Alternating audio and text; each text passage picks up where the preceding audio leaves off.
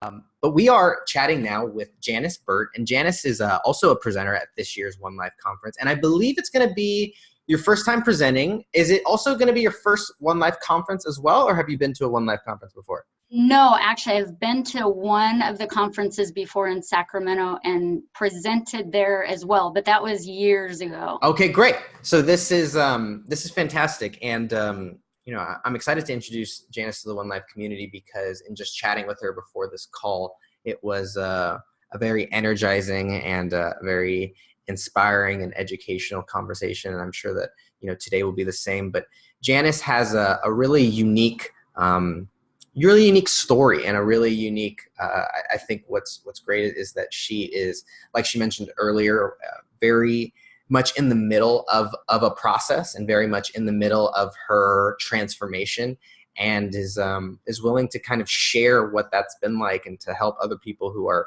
similarly on their way to go through that as well. And so she's a full-time mom. She's also I might get this wrong, a translator? Interpreter. Okay, I knew it was one of She speaks better Spanish than I do, even though our last names would not tell you so.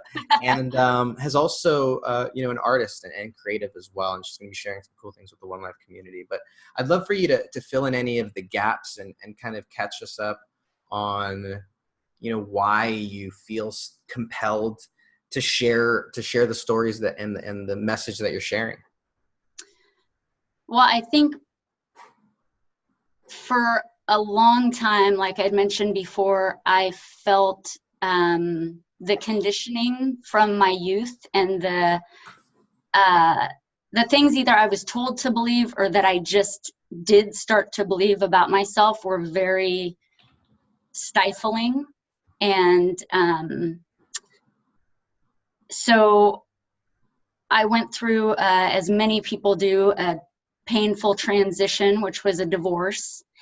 And I felt like at that point I had kind of lost my voice, which is why getting it back is so lovely, and just didn't know who I was as a person and all of that. So from that moment on, it's been a remembering of who I am and embracing all of that, the humanity of it, the divinity of it, the unknown, the fact that I cry a lot and I'm very emotional, but it's, I think I stifled and repressed and suppressed things for so long that getting that out there and speaking my own voice and my own truth and all of that has just been incredibly liberating. And I want the same for everybody. I want to encourage people in the journey and just reminding people that we are not perfect right away. We don't have to have that in order to live a great life and inspire other people. We can always kind of be in process and continually learning and growing and all of that. Yeah, I think that's I always admire someone who is willing to share their truth. I think that especially in this world of social media, there's so much not of that, and there's so much of this putting up a veil or trying to be this thing that you're not. And so I just want to commend you for that, and letting us be a part of that journey. One thing that's come up on the One Life page, if you go back and look at some of our recent posts, a big theme that's really resonated with them is this idea of finding yourself again, and that it's not about, you don't need to grow, or you don't need to add on or you change, but it's really about that going back.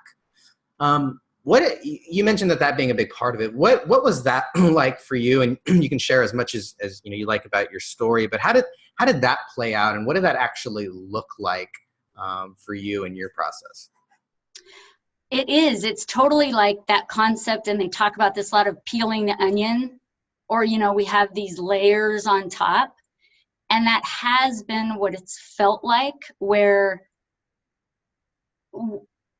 we have this core, which I believe our core is love, or this divine being, spirit, or I don't even know what to call it, but that's this beautiful, amazing thing.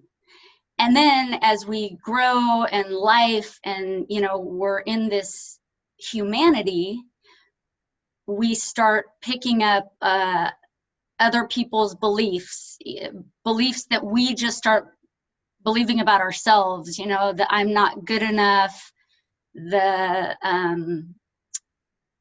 whatever all the negative kind of beliefs are. And then life happens, and life's hard.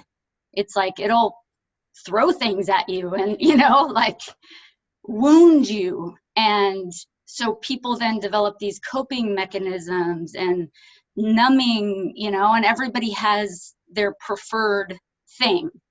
And that's, addictions start happening, and it's like we start, all these layers cover up this love that is our true source from how I see it.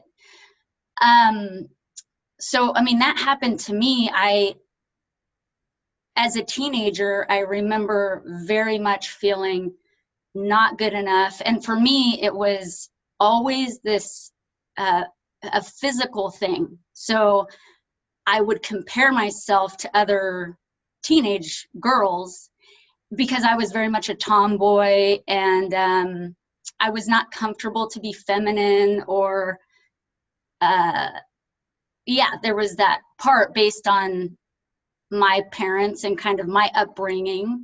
So I wore the baggy clothes and did, all of that, but I would watch my friends put on their makeup and look beautiful and get attention from, other teenagers and stuff like that. And it's like, I kind of wanted that, yet I was scared to death of that at the same time. So I hid behind this tomboy, I'm one of the dudes, but it was from fear. So that happening when I was a teenager, kind of, there's this insecurity and jealousy stemmed from that is still an issue in my life. So from those experiences, from those beliefs, from my perpetuating that thought over and over, you're not good enough. Look at how ugly you are. Look at how that girl gets the attention and you don't. Look at how, so it's like this reinforced thing that then by the time, I'm 42, it's like, man, if I don't really look at that and go, oh, I'm operating under this belief that I'm not good enough, that I don't measure up. I'm constantly comparing myself. If I don't have that awareness, it's like I'm living my life, making decisions, even maybe unconsciously, based around that fear or that belief. So for me, yes, it has been very much a process of peeling back the layers and going, okay, I know I feel really scared right now. Like I'm out, there's a bunch of people here. For some reason, I'm feeling scared or not good enough. And then I have to go, okay, wait, why am I feeling that way? What's the thought behind that? Is that true? So I'm going back deep within, really trying to figure out what is actually going on. So I don't know if that kind of answers what you were asking, but. Yeah. I'm always trying to play, the perspective of, the bad term is the devil's advocate, right? But I just don't like that term. But, coming from a different perspective, and I think a lot of people may not even realize that those events are actually playing out in their life, or that those experiences are still impacting how they're acting or reacting today. Was there, and you might have mentioned it, but I'd love for you to share a little bit more about what that wake up period was, or what happened and kind of, made you look internally to realize that that was the thing to focus on, and that was the thing to kind of work with or stare in the face, or what kind of made you wake up to that reality? I think, and I've heard this before, either for some people it can be one crazy event, or just in one quick moment they're like, bam, this is what it was. For me, it was my divorce, for sure. I got married really young, so I was 20, he was 19. We were raised together in the church. Divorce was never everybody says that, but literally, like, in my mind, divorce was not the thing. It just wasn't going to happen. And not only that, I became very codependent. So he was kind of my God, like my everything, to where I didn't know myself apart from him. So literally, when we divorced and separated, it was just pain, like horrible, gut-wrenching, never want to feel that way again pain. And I think in that moment, I realized, man, I need to do something different. I can't depend on him or rely on him. Something is off. I just remember being very confused at that time, and that was probably like 8 or 9 years ago.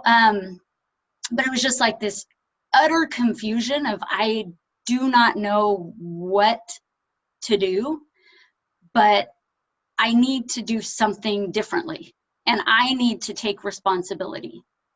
Like, I can't blame anymore, right? Oh, it's him, or it's this, or it's that. It's like, I need to do something differently. And from that moment on, I started actually doing things to walk through all of my fears. So things that I thought that were impossible, or I couldn't do, I started doing them kind of to prove to myself what I was made of. Like, look, you can do things. You can do things. You just have to set your mind to it. You have to be consistent. You have to, make that choice day in and day out. But you can accomplish things that you thought before you never could. So, like, I ran a marathon where literally I hated running. I would run for 5 minutes and get that like side ache where you're going, I can't, like, I physically can't run anymore, And then I'd see all these people running for hours, and older, maybe in their 80s or whatever, going, oh my God, if these people can do it, why can't I do it? I just need to dedicate time and figure out how to do it. So I joined a training group and started training and ended up running a marathon. And after that, I remember just thinking, oh my God, like, the sky's the limit. I can do things. I just have to put in the work, and I have to be consistent and never give up, so just keep going along that path. Yeah. I think you seem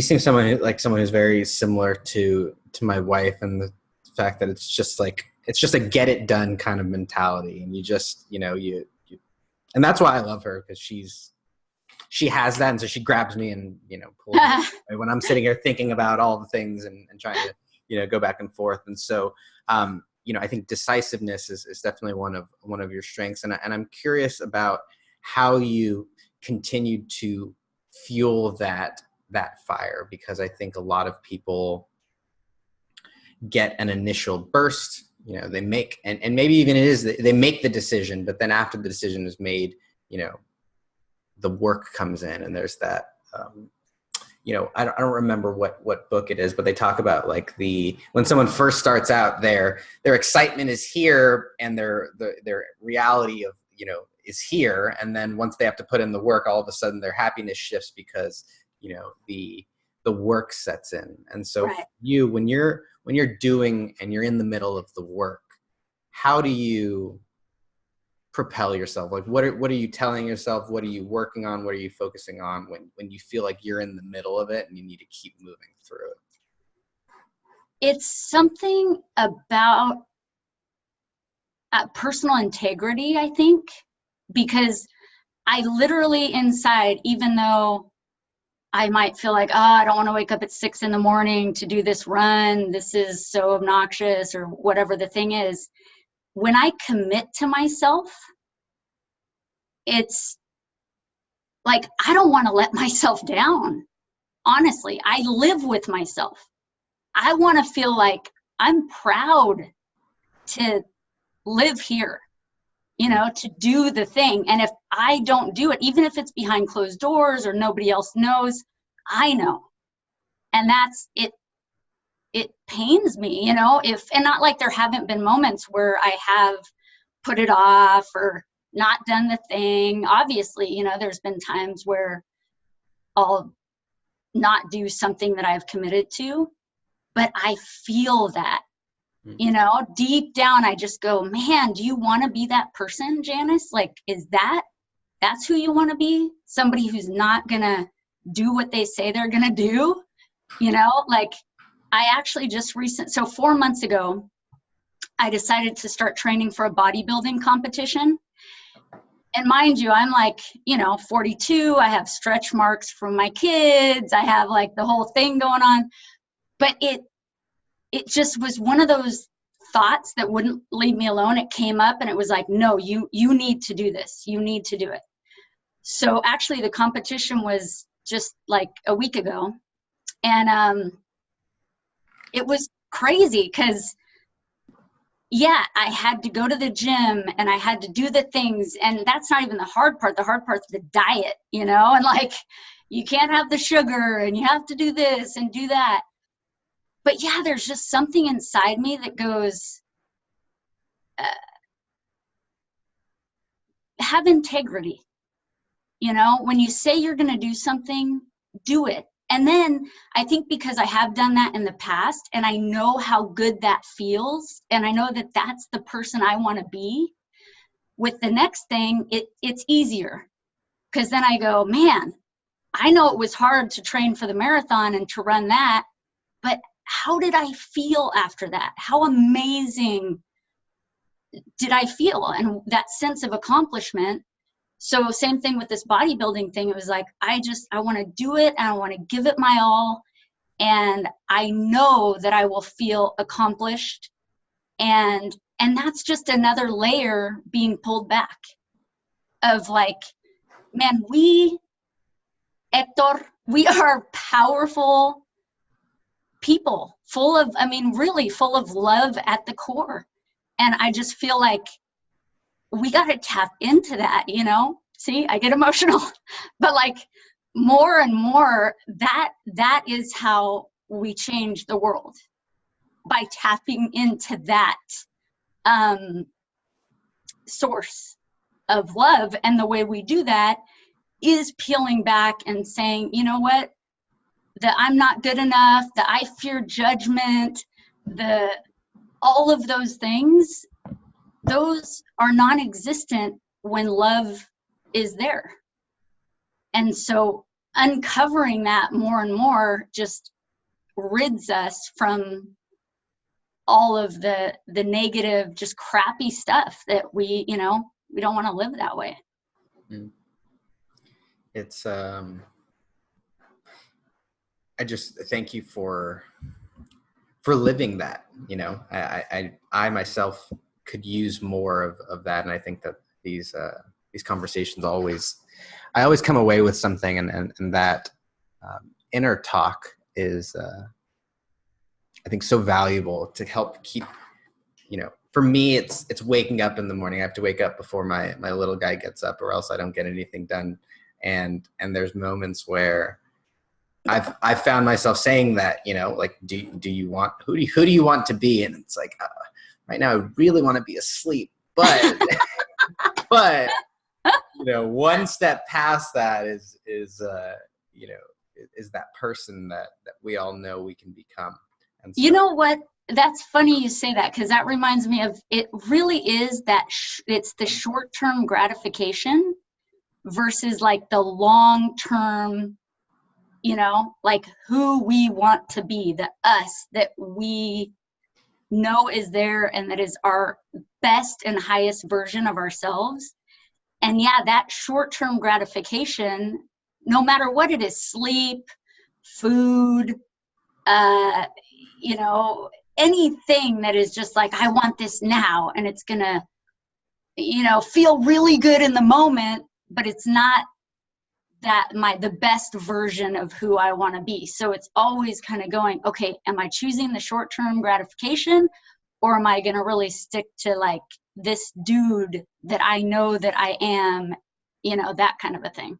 Yeah, it's hard because the culture says differently, everything else. There's even there's this commercial that I saw that's, that Willy Wonka song of Veruca Salt, where she says, "I want it now," right? And she's, going into the, have you seen the old Willy Wonka? Do you know what I'm talking about?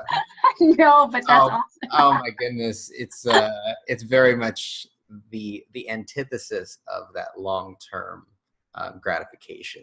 I want this and I want this, and it's a Vegas commercial, so of course they're saying, come and indulge. But I think it's a microcosm of what society tells you, and it's Tim calls it eating the broccoli, and he says no one wants to eat their broccoli, and he says One Life helps people eat their broccoli, and that's awesome. That's good. That's very much what it is kind of having that long-term vision for your life.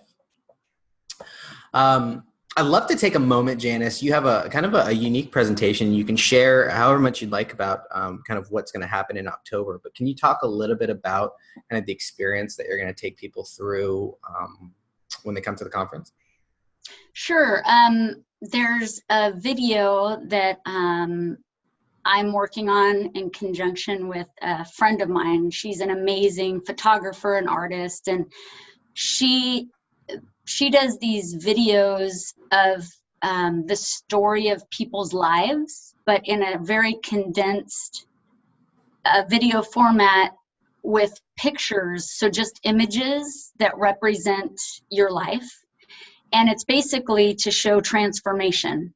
And so she's prepared a video for me that I want to show, just kind of to encourage other people to, if they could do a video of the story of their life, but if they're not going to do that, to just be super thoughtful about what is my life? What has it looked like up to this point? What are the key moments that have defined me, or different events that have happened, and then sharing that story at least with one other person, like the totality of it, not just the pretty parts, not just the social media worthy parts like you were saying, but literally everything. And like I said, I understand it's not comfortable for people to maybe share with the world, but if you find one other person to just share that with, I think healing really happens when we look at our lives, and not to get stuck in the past, but just to really have an idea, okay, this happened, which then may have produced this, or this is why I felt this way. You kind of have an idea of, this is my life and here's where I'm at now. So anyway, I'm going to be showing that video, encouraging people to look at their own lives and to tell their own stories, every part of them.